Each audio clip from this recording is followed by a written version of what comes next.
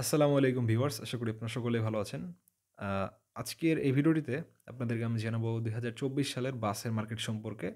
যেহেতু আগের ভিডিওতে ট্রাক সম্পর্কে জানানো হয়েছে তাড়াহুড়ার কারণে বা টাইম পাওয়া যায়নি সেরকম একটা। তো এই ভিডিওতে বাকি জিনিসগুলা ক্লিয়ার করব আসলে। বাস কি ছিল ২০২৪ এ? তো বাসের ক্ষেত্রে হিনো দিয়ে শুরু করা যাক। আ হিনো বাস অনেক মানে ২০২২ থেকে ২০২১ এর শেষের দিক থেকে মনে হয় বা ২২ এর শুরু থেকে শোনা যাচ্ছে যে ২০০০ মানে ২০২২ বা ২১ সালে এরকম সময় থেকে শোনা যাচ্ছে 8G আসবে সামনে। তো এই গাড়িটা মানে কি বলা যায় একটা যে এত লেন্দি একটা সময় নিচ্ছে আর অডিয়েন্স বা যারা enthusiastic মাইন্ডেড লোকজন যারা আছে তাদের কাছে অনেকটা চাপের বিষয় যে কবে আসবে, কবে আসবে? অনেকে চেসিস দেখতে যাচ্ছে নাভানাতে বিভিন্ন জায়গায় ছবি আপলোড দিচ্ছে বাস লাভাররা বিভিন্ন জায়গা থেকে। তো এগুলো আসলে মানে ওকে কিন্তু গাড়িটা রোডে কবে নামছে সেটা হলো সবচাইতে মানে জানার আগ্রহের বিষয়। কিরকম আসলে পারফরম্যান্স? তো পারফরম্যান্স যেরকমই হোক আসলে আ অনেকে এই জিনিসটা নিয়ে ভয় পাচ্ছে যে, গাড়িটা কতটুকু আরকি মানে টিকবে বাংলাদেশের মার্কেটে বা হিনো 8 এর মতো ফ্লপ পারফরম্যান্স হবে কিনা? এই জিনিসটা আসলে অনেকে জানতে চাচ্ছে বিভিন্ন জায়গা থেকে। অনেকের বিভিন্ন ধরনের কোয়েশ্চেন আছে গাড়িটা কিরকমভাবে রোডে চলবে? গাড়িটা কি সমস্যা হতে পারে? বা বাংলাদেশের মার্কেট আদৌ পাবে কিনা? বা দাম খুব একটা বেশি হবে কিনা? বা হিনো কিভাবে সাস্টেইন করবে মার্কেটে আবার নতুন করে এসে? অনেক জিনিস রয়েছে। তো এই গাড়িটা আ এমন একটা গাড়ি মানে অনেকের মানে ড্রিম গাড়ি। কবে দেখবে রাস্তায় এরকম একটা ব্যাপার। মানে এতদিন ধরে রিউমার আসছে এরকম একটা অবস্থা। তো এই গাড়িটার সমস্যা একটা জিনিস সেটা হলো যে গাড়িটার যে সমস্যাগুলো একটা না অনেক সমস্যা হয়তো হতে পারে। একটা করে আপনারা গুনতে থাকেন। তো আমি বলতে থাকি একটা করে। তো আপনারা খাতা কলম নিয়ে লিখা শুরু করেন যে কি হতে পারে। তো এটা আমার প্রেডিকশন। মোস্টলি হওয়ার কথা। যেহেতু মার্কেটে চলছে এটা চলমান অবস্থা। মানে এই কনফিগারেশন গুলো অন্যান্য গাড়িতে অবশ্যই রয়েছে। তো ১ম যে ব্যাপারটা, এখানে সমস্যা হবে না কিন্তু হলে অনেক বড় সমস্যা হবে। যদি এটা হয়ে যায় সমস্যা। তো সেটা হলো এখানে ইলেকট্রিক না, এখানে ইনলাইন পাম্প নাই, ফুয়েল পাম্প হিসেবে। এখানে ইলেকট্রিক পাম্পও নাই। এখানে সোজা সিআরএস পাম্প ইউজ করা।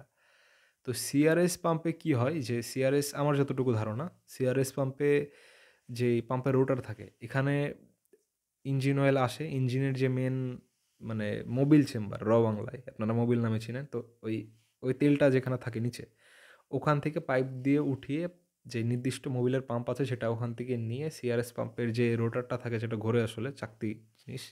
তো সেখানে সেটা যায়। যাওয়ার পরে সেটা লুব্রিকেন্টের মাধ্যমে সেটা পিছলা হয়। সেটা চলতে থাকে আরকি। যেহেতু লোহার জিনিস ঘুরবে বা ঘূর্ণায়মান জিনিসে লুব্রিকেশনের প্রয়োজন সেটা ঘুরতে থাকে। সেটা কিন্তু সহজে ড্যামেজ হয় না।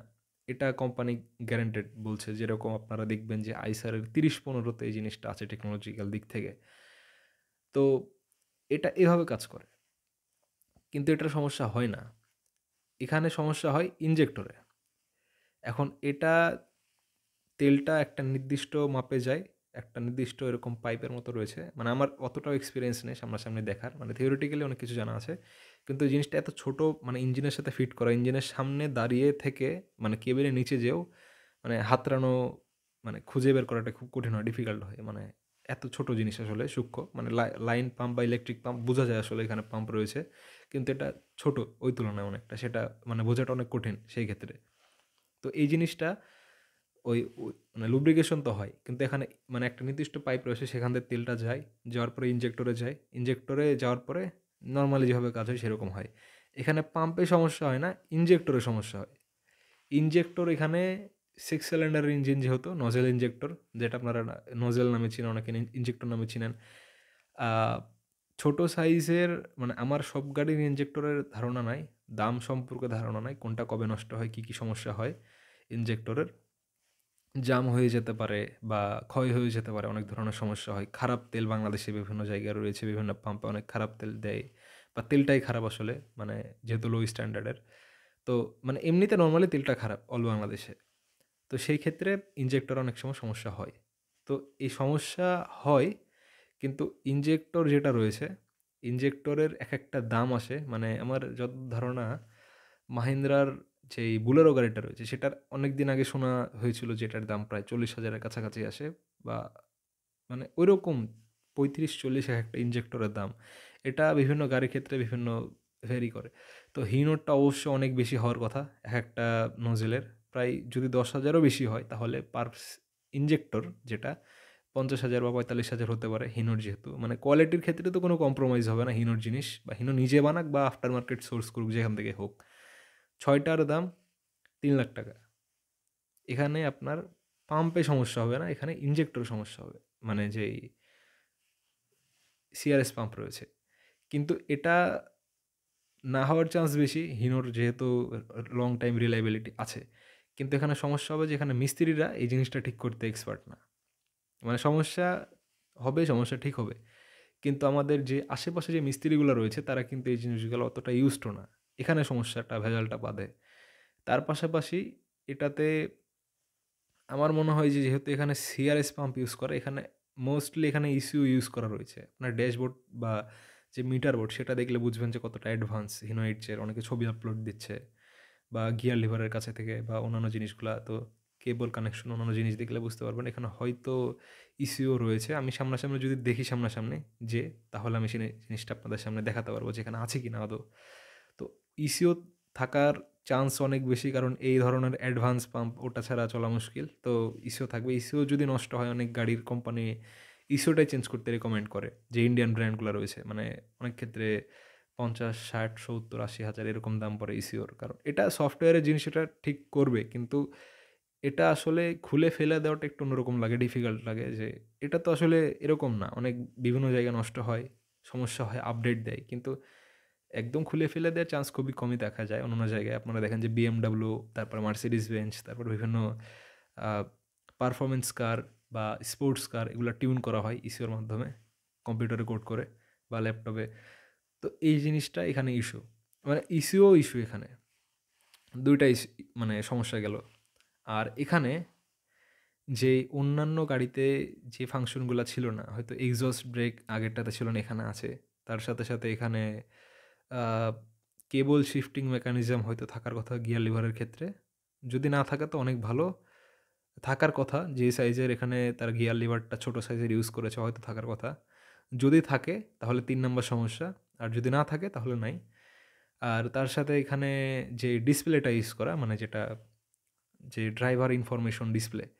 তো এই ডিসপ্লেটা এই জায়গায় ইউজ করে বিভিন্ন জিনিস অনেকে বুঝবে না। ১৭.৫ বছর বা ১৬ বছর ধরে একটা গাড়ি একটানা ইউজ করা অনেক ড্রাইভারের কাছে অনেকটাই আনকমফোর্টেবল মনে হবে।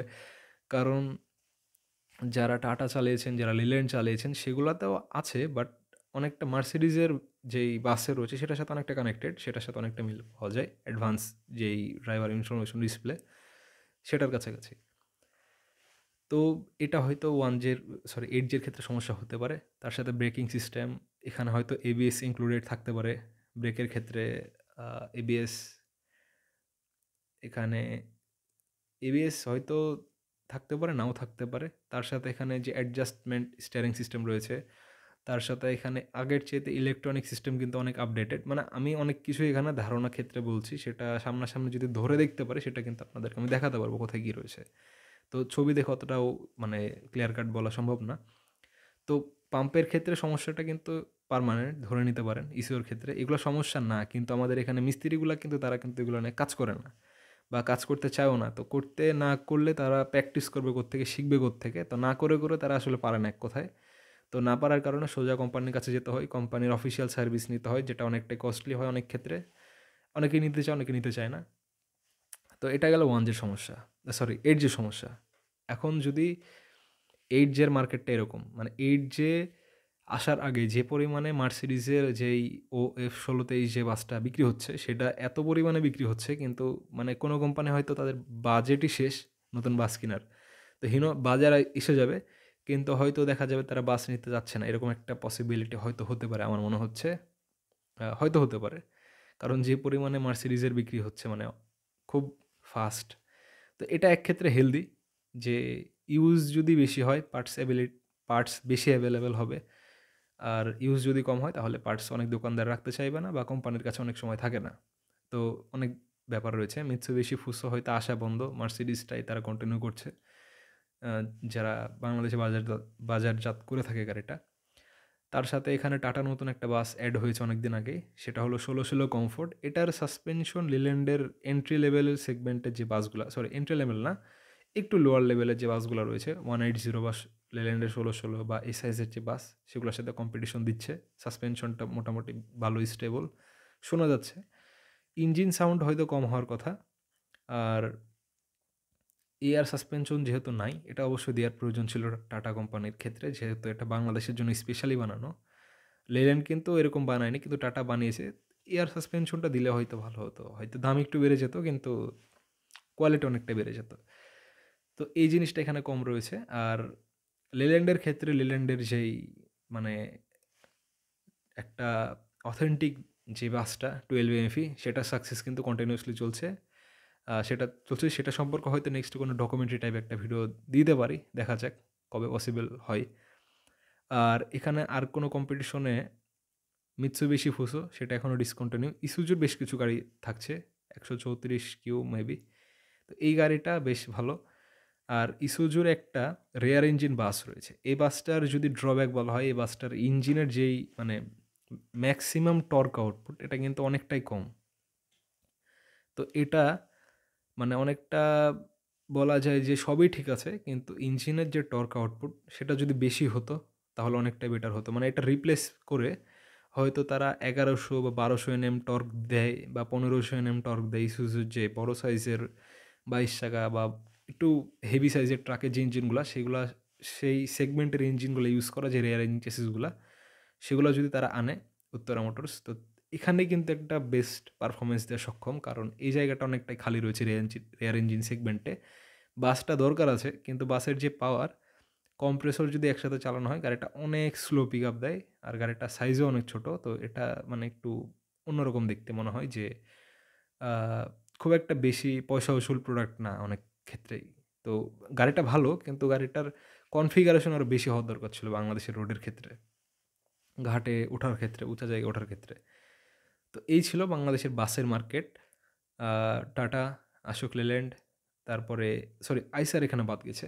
আইসারের যে মানে আইসারের যে রিসেন্ট সময়ে যে বাসগুলা, সেগুলার সাসপেনশন লেল্যান্ডের চাইতে ভালো, টাটার চাইতেও ভালো। মানে লেল্যান্ড আর টাটার চাইতে যদি মানে স্টেবল পারফরমেন্স পান, সেটা হলো আইসারে আপনারা পেয়ে থাকবেন, মানে ভাইব্রেশনের ক্ষেত্রে। আর আইসারের সাউন্ডটা অনেক কম। লিল্যান্ডের যে টার্বো সাউন্ডটা রয়েছে সেটা এখানে নাই। টাটার যে একটা কামিন্সের 5.9 লিটারের 6 বিট ইঞ্জিন, যে একটু ঘর শব্দ থাকে, এটা কিন্তু সেখানে নাই। নতুনগুলা থেকে এরকম আছে বলতে পারছি না, কিন্তু নতুনগুলার চেয়ে মানে আগেরগুলার চেয়ে অনেক কম যদি কম্পেয়ার করা হয় আইসারের বাসের সাথে। তার সাথে এখানে হিনো, ইসুজু, মিৎসুবিশি, তো এগুলা ছিল, এগুলো যেগুলো বললাম। আর মার্সিডিজ। তো বাস যেহেতু খুব একটা বেশি পরিমাণে নাই বাংলাদেশে, আর এন্ট্রি লেভেলে বা ছোট সেগমেন্টে যদি ধরা হয়, তাহলে টাটার বেশ কিছু কম্পিটিশনও রয়েছে। আইসার অনেক চলে ঢাকা লোকাল মার্কেটে বা লোকাল বাস সেগমেন্টে। আর ইসুজুর বেশ ইসুজুর নাই মনে হয়। এখানে টাটার রয়েছে 1109 বা 909 সেগমেন্টের। তো সেগুলো আসলে অনেক ক্ষেত্রে দেখা যায় যে মিৎসুবিশি বা টয়োটা বা নিসানের যে স্টাফ বাস বা ছোট সাইজের যে বাসগুলো, ট্যুরিস্ট বাস, এগুলো কিন্তু একচেটিয়াভাবে চলে। তাদের নিজস্ব একটা আলাদা একটা ক্যাটাগরি রয়েছে। তারা নিজস্বভাবে মানে আলাদা একটা ফ্যান বেজ রয়েছে। অনেকে ইউজ করে বিভিন্ন স্কুল কলেজের ক্ষেত্রে, প্রাইভেট স্কুল কলেজ, বিভিন্ন ব্র্যান্ড। তো সেগুলোর হিসাব আলাদা। কিন্তু বড় কমার্শিয়াল লেভেলে যে বাসগুলো আছে সেগুলো সম্পর্কে জানার চেষ্টা করলাম। 2024-এর মার্কেটটা কিরকম ছিল? আসলে মার্কেটটা না, বাসগুলো সম্পর্কে জানার চেষ্টা করলাম। তো এটা সম্পর্কে জানার পরে আপনি নিজে ধারণা করতে পারবেন আসলে মানে 25-এর মার্কেট কী হতে পারে। হিনো হয়তো এসে যাবে, এটাতে সমস্যা হবে না। কিন্তু যে পরিমাণে মার্সিডিজ বিক্রি হচ্ছে, দেখা যাবে যে হিনো সেলের দিক থেকে অনেক পিছায় থাকবে। মানে অনেকের ইচ্ছা হবে। কিন্তু দেখা গেল যে কোনো কোম্পানি 10টা বাসের রিকোয়ারমেন্ট ছিল, তারা 10টা বাস কিনে ফেলেছে, কিন্তু তারপরে হিনো আসছে। তাদের ইচ্ছা ছিল, কিন্তু এতদিনে হয়তো অনেকটা দেরি হয়ে গেছে। এরকম একটা জিনিস দেখা যাবে। মানে অনেকটাই, যেহেতু আপনারা দেখতে পাচ্ছেন যে পরিমাণে বিক্রি হচ্ছে। মার্সিডিজ খারাপ না, বাট কম্পিটিশন যদি আরও জোরদার হয়, 50-50 কম্পিটিশন হয়, প্রত্যেকটা কোম্পানি বেস্ট দেওয়া শুরু করবে তাদের পারফরমেন্স বা তাদের বেস্ট ভ্যালু ফর মানি প্রোডাক্টগুলা। তো যত পরিমাণে কম্পিটিশন হবে, তত পরিমাণে কিন্তু ভালো প্রোডাক্ট আপনারা মার্কেটে দেখতে পারবেন। যেরকম ট্রাকের ক্ষেত্রে এখন যে 15 টন সেগমেন্টে দেখবেন যে লেল্যান্ডের খুব একটা বড় ভালো একটা পারফরম্যান্স দেখা যাচ্ছে। যেহেতু কম্পিটিশন এখানে অনেকটাই বেশি। সমান, সমান কম্পিটিশন। আইসারের ৩০-১৫ রয়েছে। সেখানেও সমান কম্পিটিশন ১৫ টন, ১৬ টন সেগমেন্টে। টাটার ১২ রয়েছে সমান একচেটিয়া পারফরম্যান্সের ক্ষেত্রে।